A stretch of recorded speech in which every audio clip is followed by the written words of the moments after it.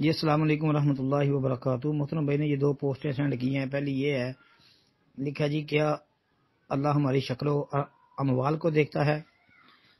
جی محترم بھائی، یہ صحیح مسلم کے اندر یہ جو آپ نے حدیث کے الفاظ لکھے ہیں نا، 2564 نمبر حدیث کا حوالہ دیا صحیح مسلم کا، یہ صحیح مسلم میں 2564 نمبر پر حدیث موجود ہے جی۔ ابو ہریرہ رضی اللہ تعالیٰ عنہ حدیث کے راوی ہیں کہ رسول کریم صلی اللہ علیہ وسلم فرمائے ان اللہ لا ينظر الى اجسامکم ولا الى صورکم ولکن ينظر الى قلوبکم۔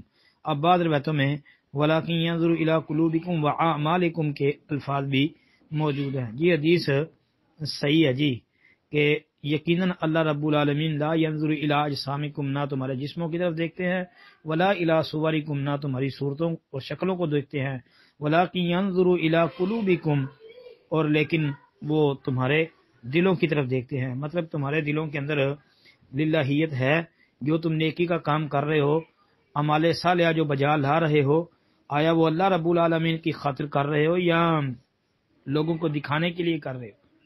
تو یہ اصل بات ہے کہ اللہ دلوں کی کیفیت کو دیکھتے ہیں کہ دل کے اندر جو ہے وہ جو نیکی کی جا رہی ہے اس کی کیا حیثیت ہے۔ اگر وہ اللہ کے لیے کی جا رہی ہے تو پھر تو بہت اچھی بات ہے، اور اگر لوگوں کو دکھانے کے لیے کی جا رہی ہے تو یہ جو ہے کوئی فائدہ نہیں ہے جی۔ حدیث صحیح ہے جی۔ السلام علیکم ورحمۃ اللہ۔